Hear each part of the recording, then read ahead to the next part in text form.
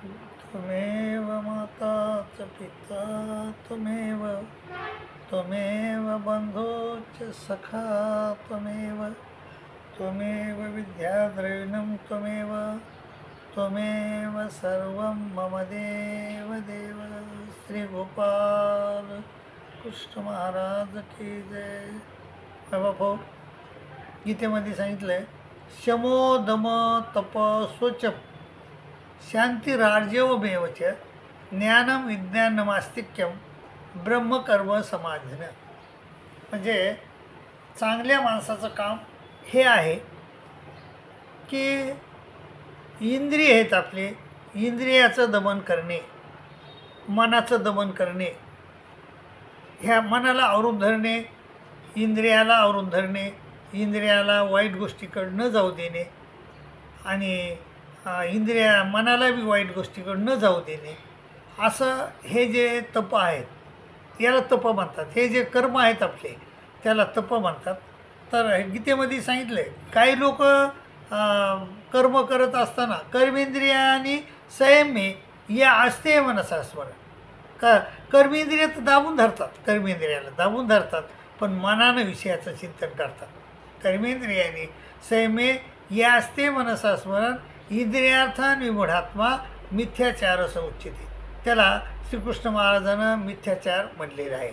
आणि चांगलं कोणाला म्हणले मग ते यस्त्युंद्रियानी मनसा नियम्यारभते अर्जुन कर्मेंद्रिय कर्मयोग मसक्त सविशेषित. तो मनानं इंद्रियाला आवरून धरतो आणि विषयाचं चिंतन न करता परमेश्वराचं चिंतन करतो, तो माणूस खरा आहे असं श्रीकृष्ण महाराजानं म्हणलेलं आहे. तर असं आणि इंद्रियाचं दमन, इंद्रियाला कसं आवरून धरायचं हे स्थितप्रज्ञेचे लक्षण सांगत असताना श्रीकृष्ण महाराज म्हणले अर्जुना कुर्मोंगानी उसरस्या इंद्रियार्थे बे तस्य प्रज्ञा प्रतिष्ठिता. कासो जसं आपले सगळे अवयव कासो जर संकट आल्यानंतर आपले अवयव ओढून घेते आणि आपल्या त्या कवचामध्ये झाकून ठेवते, त्याप्रमाणे जर हा जो साधक आहे साधकानं किंवा माणसानं आपले इंद्रिय ताब्यात ठेवले पाहिजे. म्हणजे कुर्मोंगानी वसरस्या इंद्रियार्थेवेच तस्य प्रज्ञा प्रतिष्ठिता. आणि त्या माणसाची प्रज्ञा स्थिर झाली, तो माणूस खरा आहे, तो माणूस परमेश्वर प्राप्तीला योग्य आहे असं श्रीकृष्ण महाराजांनं सांगितलेलं आहे. तर मनाचं दमन, इंद्रियाचं दमन हे करणं ह्या मनुष्य देहामध्ये गरजेचं आहे. इतर देह जे 83,93,99,999 योनी आहेत तिथं दमन करण्याचं काही गरज नाही, तप करण्याची काही गरज नाही, पण तप इथं करावं लागते. तर तुम्ही म्हणता मग महादेवाचं तप रावणानं केलं आणि 14 चौकोडे राज्य मागितलं, ते तप नाही, ते देवतेचं तप वेगळं आणि हे शरीराचं तप वेगळं.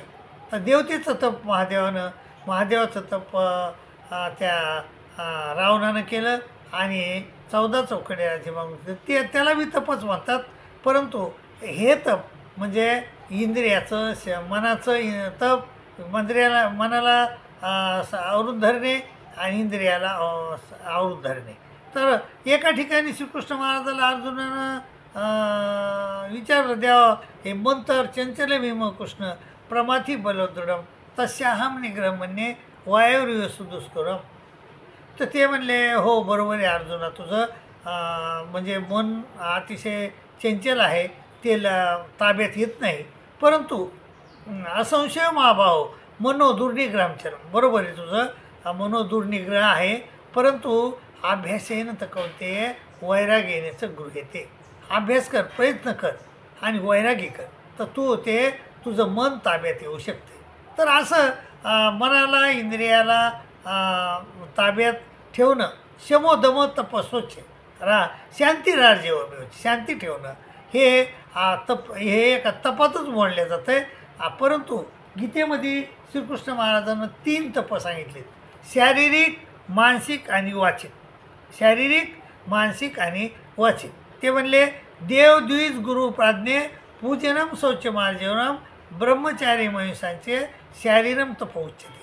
शरीरानं कोणतं तप करायचं तर देव म्हणजे देवता किंवा परमेश्वर हे आणि गुरु द्विज म्हणजे ब्राह्मण यांचं पूजन करायचं. कोणतं तप करायचं?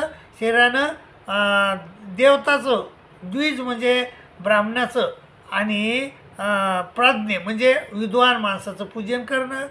आणि शौच मार्जवम आतून बाहेरून स्वच्छ राहणं, शुद्ध राहणं आणि ब्रह्मचर्य ठेवणं, ब्रह्मचर्य पालन करणं हे शरीराचं तप आहे. आपल्याकडे 4 आश्रम सांगितले: ब्रह्मचर्य आश्रम, ग्रस्ताश्रम, वानप्रस्थाश्रम आणि संन्यासाश्रम. तर पहिले 25 वर्षे आपल्याला ब्रह्मचारी व्रत ब्रह्मचारी वचन पाळायचे, ब्रह्मचारी व्रत पाळायचे. आणि ते ब्रह्मचारी व्रत पाळणं म्हणजे ते शारीरिक तप आहे. ब्रह्मचारी माणसांचे आणि हिंसा करायची नाही, ते एक तप आहे. शारीरिक तप म्हणजे शारीरिकनं कोणाच्या शरीराला त्रास द्यायचा नाही, आपण त्याचं हनन करायचं नाही, ते एक प्रकारचं शारीरिक तप आहे. या सगळ्याला शारीरम तप उच्यते असं शारीरिक तप म्हणतात. आणि पुन्हा काय म्हणले? अनुद्वेग करम वाक्यम सत्यम प्रियम हितमचे स्वाध्यायाभ्यासनमचे व वाङ्मयम तप उच्यते. वाङ्मय म्हणजे वाच्याचं तप कोणचं आहे मग? अनुद्वेग करम वाक्यम, कोणालाही वाईट बोलायचं नाही, कोणालाही त्याचं मन प्रसन्न होईन असं बोलायचं. प्रसन्न होईन असं बोलणं म्हणजेच वाचेचं तप आहे. अनुद्वेग करम वाक्यम आणि सत्य बोलायचं, प्रिय बोलायचं आणि हिताचं बोलायचं लोकांचं. सत्यम प्रियम हितमचेत स्वाध्यायाभ्यासनमचे व स्वाध्याय करणं, अभ्यास करणं हे वाङ्मयाचं तप आहे, म्हणजे वाचेचं वाणीचं तप आहे. आणि तिसरं तप सांगितलं मन प्रसाद सौम्यतो मौन्यमात्म निग्रह. मन प्रसन्न ठेवणे, प्रसाद म्हणजे प्रसन्न ठेवणे, मन प्रसाद सौम्यतो आणि मन प्रसाद सौम्यतो मौन्यमात्मनिग्रह, आत्मनिग्रह करणे, मौन धरणे. कारण मौनम चयस्मी गुह्यानाम ज्ञानम ज्ञानवतामेम असं श्रीकृष्ण महाराज म्हणले. मौन ही माझी विभूती आहे, त्यामुळं मौन धारण करणे, मन प्रसन्न ठेवणे आणि शांती ठेवणे, सौम्यत्व मन प्रशांत सौम्यत्वम मौन्यमात्मनिग्रह, आत्मनिग्रह करणे आणि भावसंसिद्धीरित्या तपो मानस उच्यते. आणि हे मानसिक तप आहे.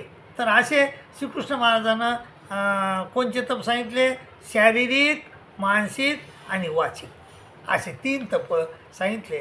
मायबापो, ते तप आपण केले पाहिजे. शारीरिक तप केलं पाहिजे, म्हणजे देव द्विज गुरु यांची आपण पूजन केलं पाहिजे, त्याला मान द्यायला पाहिजे. आणि दुसरं लोकांना चांगलं बोललं पाहिजे. आणि तिसरं मौन प्रसाद सौम्यत्व, मन प्रसन्न ठेवलं पाहिजे. आणि शारीरिक, मानसिक आणि वाचेनं बी देखील लोकांना चांगलं बोललं पाहिजे असं गीता शिकवते. आणि गीतेच्या शिकवणीप्रमाणे जर आपण राहिलो तर आपण जगामध्ये एक उत्कृष्ट माणूस, एक तपस्वी म्हणून आपण प्रसिद्धीला पाहू शकतो. मायबाहो, तशा प्रसिद्धीला तुम्ही पावा आणि आपलं भलं करून घ्या अशी विनंती करतो.